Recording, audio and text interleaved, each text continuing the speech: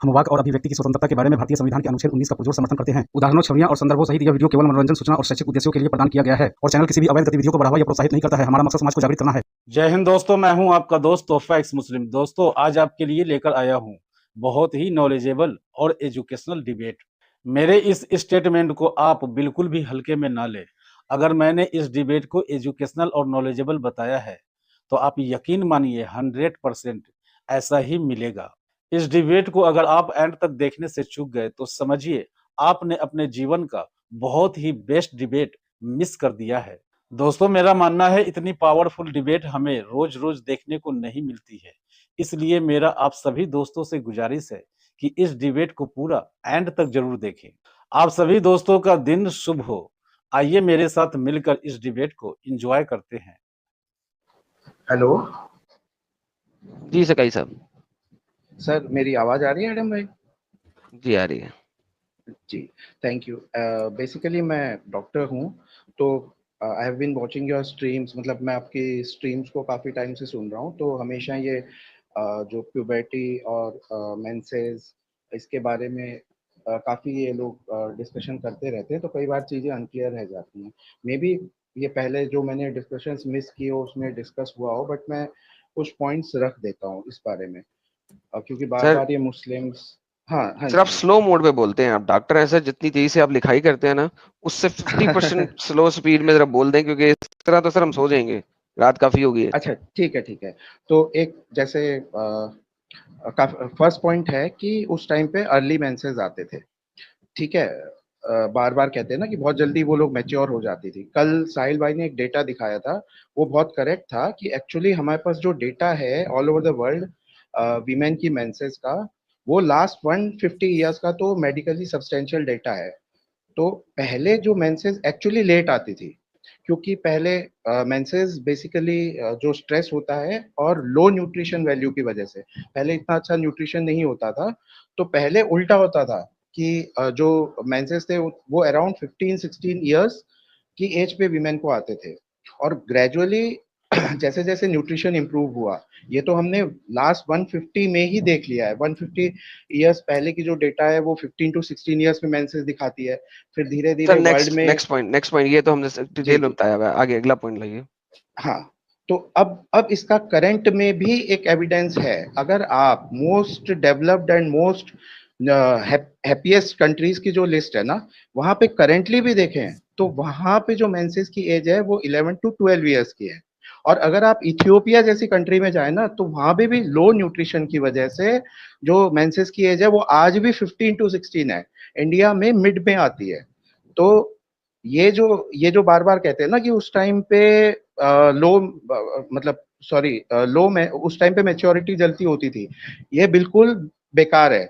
क्योंकि ठीक है, ये मतलब 15-16 साल का तो एविडेंस अभी भी बहुत लोग दे देते हैं, पर करेंटली भी आप इसको देखिए कि जहाँ पे मोर पॉजिटिव एनवायरनमेंट है वीमेन के लिए और न्यूट्रिशन वैल्यूज अच्छी हैं, वहां पे आज भी आपको ये दिख जाता है। तो ये भी आप अपने में ऐड कर सकते हैं लेटर ऑन। अभी मतलब you can search on your own, आपको ये पता चल जाएगा। अफ्रीकन कंट्रीज में जाइए। तो एक पॉइंट ये हो गया, ठीक है। सेकेंड पॉइंट है, जब ये बोलते हैं कि उस टाइम पे गर्ल्स है वो जल्दी मैच्योर हो जाती हैं। देखिए, बार बार ये लोग ना मेंस्ट्रुएशन मतलब मेनार्की और प्यूबर्टी और मैच्योरिटी को कंफ्यूज करते हैं। Puberty is that whole period, ठीक है, जो आपका मेनार्की, मतलब बेसिकली उसमें प्यूबर्टी में क्या होता है, थिलार्की होती है, मिनार्की होती है, एड्रीनार्की होती है। इसका मीनिंग ये होता है, थिलार्की मतलब ब्रेस्ट उगना, उसकी शुरुआत को थिलार्की कहा जाता है। मेंसेस की शुरुआत को मिनार्की कहा जाता है, और जब हार्मोनल शुरू होता है उसको एड्रीनार्की कहा जाता है। And then additionally secondary sexual characters. तो प्यूबर्टी का जो पूरा टाइम है वो स्टार्ट 11-12 में होता है, और वो भी मेंसेस से स्टार्ट नहीं होता है, वो थिलार्की से होता है। और सेम पीरियड में थिलार्की, तो आप देखेंगे ब्रेस्ट भी उगेंगे, सेकेंडरी सेक्सुअल कैरेक्टर्स भी आएंगे, और आपका हार्मोनल भी अंदर उनके लेवल्स बढ़ते हैं। तो ये होके वो अराउंड 16-17 पे जाके प्यूबर्टी कंप्लीट होती है, ठीक है। तो जब वो प्यूबर्टी, तो ये नहीं होता कि उस टाइम पे लड़की मैच्योर हो जाती है, ठीक है। ये बात हुई। अच्छा, अब बात आई कि चलो उस टाइम पे मिनार्की हो गई, तो even then the girl is not ready for sex and definitely not for pregnancy. क्योंकि सेक्स के लिए क्यों नहीं रेडी है उस टाइम पे? क्योंकि जो लड़की है उसकी जो वेजाइना है सर वो बहुत थिन वॉल्ड होती है।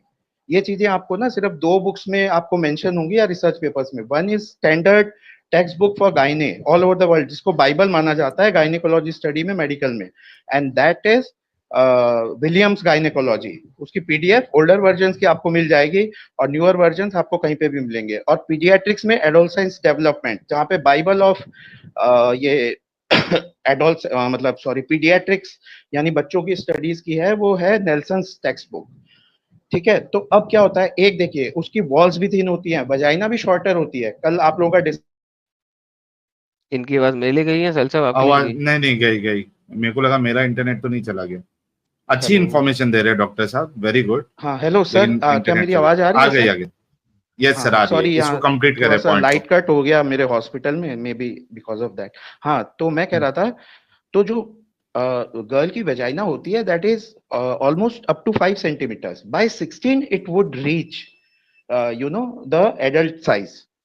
ठीक है, और दूसरा 11 जब आपका मिनार्की के टाइम मतलब 11-12 पे जब प्यूबर्टी की शुरुआत होती है तब हार्मोन्स आने लगते हैं। हार्मोन्स आके वेजाइना की वॉल्स को, वेजाइना की मसल्स को वो स्टिमुलेशन देते हैं, जब जो कि लड़की के अराउजल के लिए। और जब अराउजल की स्टेज में उसकी वेजाइना थोड़ी सी फैल जाती है, मतलब वो ग्रो होती है साइज में। सपोज एक वीमेन की वेजाइना 7 सेंटीमीटर्स की है, तो अराउजल के टाइम में वो रिसेप्शन लेने के लिए वो अराउंड 9-10 सेंटीमीटर्स की हो जाती है। ये होता है जब प्यूबर्टी ये पूरा कंप्लीट 16-17 ईयर्स पे होता है। ठीक है, तो हाँ इस चीज के लिए जो हार्मोन्स हैं वो बॉल्स और मसल्स को 4 to 5 ईयर्स लेते हैं। तो 11-12 ईयर की लड़की की sir vagina it is very thin, very prone to damages, to tears, micro tears, and most importantly it is inactive। मतलब आप उसको उसकी वेजाइना वो एक्सटेंशन लेगी ही नहीं, रिस्पॉन्ड नहीं वो करेगी, सेक्सुअल हाँ रिस्पॉन्ड नहीं करेगी और वो अराउज वाली स्टेज में होती नहीं है। प्लस आप देखेंगे कि उस टाइम क्योंकि हार्मोनल सपोर्ट नहीं होता है, वेजाइना का जो पीएच होता है वो अल्कलीन होता है, and alkaline pH is responsible for bacterial infection by any damn penetration. आप कितना ही स्टेराइल भी इक्विपमेंट डाल दो, क्योंकि वो पीएच अल्कलीन है, वो बैक्टीरिया को फेवर करता है। और जैसे ही 15-16 ईयर्स में गर्ल आती है तो वो सडनली उसकी बॉडी में वो पीएच जो होता है वो एसिडिक बन जाता है, ताकि कोई भी नीचे से बैक्टीरिया वगैरह, क्योंकि नेचर का ये है कि भाई अब रिसेप्शन का टाइम हो गया तो उसको पीएच को एसिडिक बना देती है, जिसकी वजह से बैक्टीरियल इन्फेक्शन ना हो।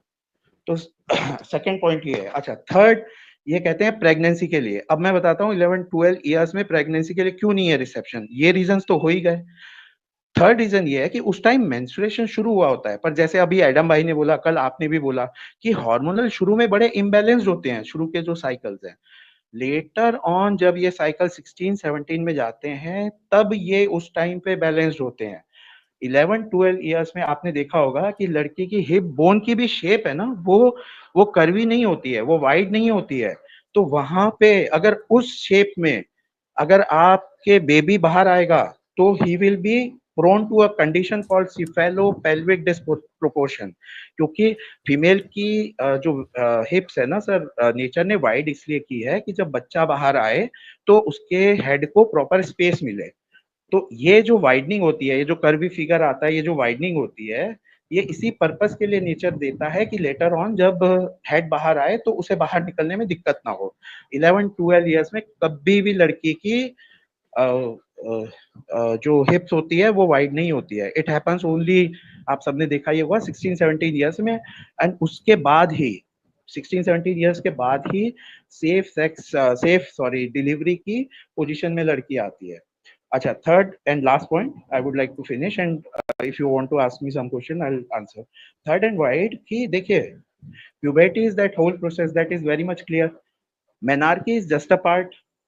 और जो मैच्योरिटी है ना, दैट यू कैनॉट, मैच्योरिटी को आप ये नहीं कह सकते कि वो फिजिकली अगर रेडी हो गई है, फिजिकली उसका प्रोसेस स्टार्ट हो गया है तो वो मैच्योर हो गई। Maturity word in itself encompasses physical, mental, social क्या कहते हैं उसको, ऑल द एस्पेक्ट्स। तो कभी भी आप भी अगर डिस्कस करें तो they are very wrong maturity के लिए। तो उसको ये समझना पड़ेगा कि व्हाट इज सेक्स, प्रेगनेंसीज के क्या हार्म्स और वो हैं, ठीक है। How will she handle that whole act of intimacy. उसके लिए मैच्योरिटी शब्द कि भाई 11 पे मैच्योर हो गई, दैट इज 11 पे मीनार की हुआ है, दैट इज फाइन, ऐसे स्टार्ट हुए हैं, but maturity means a lot for us. बस इतना ही बोलना था मुझे बेसिकली आपको वो साइंस के डेटास देने थे जो आप अब खुद नेट पे सर्च कर सकते हैं। Otherwise I can send you the relevant text and you can use them. Thank you so much doctor साहब। आई थिंक आपने इतने जबरदस्त तरीके से एक्सप्लेन किया और डेटा दिया कि मेरे पास तो कोई सवाल नहीं है। मोस्ट ऑफ द पॉइंट्स हमने कवर किए थे, but you know about the vaginal wall, pH and all that, ये हमने कवर नहीं किया था क्योंकि इसका नॉलेज मुझे भी नहीं था। तो ये इंफॉर्मेशन हमारे लिए नई है and it's very very solid you know point. और ये बात मैंने कई बार ये चीज बताई हुई है कि भाई मेंस्ट्रुएशन आ जाना ये कोई शादी की एज नहीं हो जाती है। ये बात मैंने कई बार बोली हुई है। इनका सबसे बड़ा धोखा या सबसे बड़ी बेवकूफी ये है कि मेंस्ट्रुएशन आ गए मतलब अब वो शादी के लिए रेडी हो गया। अरे भाई, it does not work like that. तो थैंक यू सो मच स्काई साहब। एक हमारे पहले डॉक्टर स्काई आते थे, वो भी बड़े ग्रेट थे, और आप भी स्काई नाम से आए, आपने भी बड़ी ग्रेट इन्फॉर्मेशन दी है। बहुत अच्छा लगा, सिंपल वे में आपने ये चीजों को बताया। आप सिर्फ एक काम करना डॉक्टर साहब, ये जो आपने वजाइनल वाला जो पॉइंट सारे बताए थे, आपके पास अगर वो बुक का, हाँ उसका मैं टेक्स्ट विद वो सोर्स है ना, रेफरेंस, यस, जो स्टैंडर्ड टेक्स्ट वो मेरे को आप व्हाट्सएप कर दो, I will save it somewhere. आपको वही मैंने सोचा था that I will send you so that you can use it. Yes, ready reference रहेगा। वो जो है ना, ये जो फालतू के बोलते रहते हैं ना, मतलब ऑब्वियसली हमें पता ही है वो illogical thing, but that will blow them away. वो रहेगा तो I will send you as soon as possible, maybe in one day. Thank you doctor साहब। और एक और, अगर आप ये टाइप करें ना, टीन एज प्रेगनेंसी या adolescent pregnancy, harms of adolescent pregnancy, WHO, तो आपको वहाँ एक पेपर भी मिल जाएगा कि अर्ली टीन एज प्रेगनेंसी जो होती है ना, 11, 12, 13, 14, वो जितनी अर्ली होती है उतना ही 2-3 कंडीशन होती है।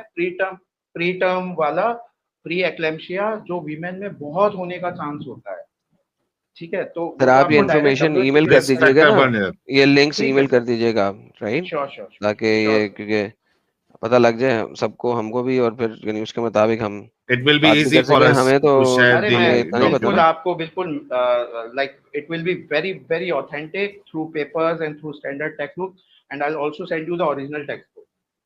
चलिए, thank you so much. Thank you sir, thank you sir, बहुत बहुत शुक्रिया डॉक्टर साहब। डॉक्टर साहब के लिए तो बड़े फ्लावर्स चल रहे हैं जी, फ्लावर्स पे फ्लावर्स आ गए डॉक्टर साहब के लिए। डॉक्टर साहब आपके फ्लावर्स से लाइव चैट भर चुका है, thank you so much.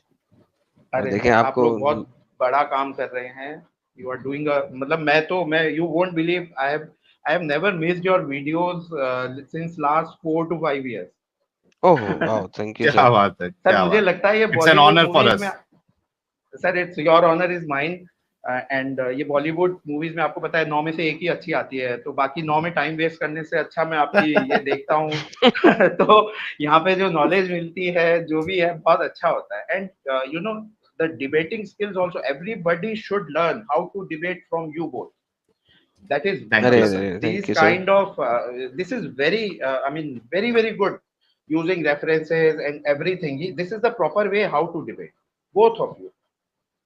Sir, thank you so much, appreciate it. Thank you so much sir for giving me the chance. Sir, take care of yourself. Take care. मजा आ गया यार, मजा आ गया। Last 5 minutes were also very awesome. और I am sure कि जितने मोमिन हजरात हमको या मोमिनाएं सुन रही होगी, कम से कम अब तो आंख खोल लो यार। ये झूठी चीज को जो तुम लोग दिफा करने के लिए आते हो, कम से कम अब तो आंख खोल लो। और साहिल साहब, अल्लाह के सामने इंसानों की, डॉक्टरों की क्या औकात सर? अल्लाह ने कह दिया तो सही है, समझा करें सर आप। सर कैसे साहिल साहब आप, अल्लाह के सामने इंसानों के, डॉक्टरों की क्या औकात है सर? तो साहिल साहब, तो इख्तिताम स्ट्रीम पे कौन आ गए हैं? इकबाल साहब, इनको भी फिर ले ही लें, देखें क्या कह रहे हैं। इकबाल साहब, हेलो साहिल साहब, तो इनसे बात कीजिएगा, मैं 2 मिनट में। हाँ भाई, इकबाल भाई मोमिन है जी, बिल्कुल। ओके, कच्चे पक्के मोमिन है, मतलब कच्चे है या पक्के मोमिन है? बिल्कुल पक्का। एकदम पक्के है? बिल्कुल। अच्छा, जरा अत्तहियात सुना दे। क्या सुनाऊं? अत्तहियात सुना दे, अत्तहियात। आपको क्यों सुनाऊं? सर क्योंकि यहाँ पे मुसलमान अपने आप को दावा करने वाले कुछ नॉन मुस्लिम भी आ जाते हैं जो प्रिटेंड करते हैं कि मुसलमान है, और फिर टाइम वेस्ट होता है, तो हम वो नहीं चाहते। इस वजह से एक छोटा सा टेस्ट लेते हैं। आप वो सुना देंगे, हमको पता चल जाएगा कि हाँ यार चलो ये मोमिन ही है, फिर आपकी बात सुनेंगे, हम हमारी भी सुनाएंगे। सुनाना चलो पसंद ठीक। करेंगे सर या जाना पसंद करेंगे? लेकिन एक बात बताऊं? नहीं, पहले टेस्ट, उसके बाद में बात। अत्तहियात सुना दे, फिर अपनी बात रखे। देखो मेरी बात सुनो। सर मैं निकाल दूंगा सर, 5 तक गिनूंगा, मुझे पहले अत्तहियात सुनना है, फिर आपकी सारी बात सुनूंगा मैं। 1, भाई अल्हम्दुलिल्लाह, अल्लाह का शुक्र है मैं मुसलमान हूँ। 3, भाई आप लोगों को क्यों सुनाऊं मैं 4, इतिहास? एक्स 5। मुस्लिम हूँ। Thank you sir. मैंने देखो इतना आपसे इज्जत से बात की। आप, हालांकि हम लोग ये स्ट्रीम बंद करने वाले थे, लेकिन फिर भी एडम साहब ने कहा कि चलो यार कोई मोमिन आया है, मौका दे देते। आपको मौका दिया, लेकिन आप ना हमारी इज्जत रखे, हालांकि हमने आपकी इज्जत की। तो इकबाल साहब प्लीज, अगर नहीं सुनाना है तो अब जाओ। मैं अभी सुपर चैट लेने वाला हूं, अगर आपका मूड होता है सुनाने का तो आप फिर से रीजॉइन कर लेना। अगर मूड नहीं है एक्स मुस्लिमों को सुनाने का तो बराए मेहरबानी फिर से ज्वाइन भी मत करना। It will be waste of everyone's time. ठीक है मेरा प्यारा भाई इकबाल भाई? दोस्तों, डिबेट देखते हुए अगर आप यहाँ तक पहुंच चुके हैं तो पूरी ईमानदारी से अपनी फीलिंग कमेंट बॉक्स में दर्ज कर दीजिए। और एक्स मुस्लिम एक्टिविज्म के लिए हमारा समर्पण आकर्षक है, तो ज्वाइन बटन दबाकर हमारे चैनल का मेंबरशिप ले लीजिए, हमें और ज्यादा सपोर्ट मिलेगा। और चैनल को सब्सक्राइब किए बिना ना छोड़े, साथ में वीडियो को लाइक, शेयर और कमेंट भी किया करें, ताकि आपके लिए अच्छी अच्छी डिबेट हमेशा लाता रहूं। तो फ्रेंड्स, आज की डिबेट को यहीं पर एंड करते हैं। फिर से हाजिर होऊंगा आपके बीच एक और नई डिबेट लेकर। अपना और अपनों का ढेर सारा ख्याल रखिए। इंसानियत जिंदाबाद, वंदे मातरम, भारत माता की जय।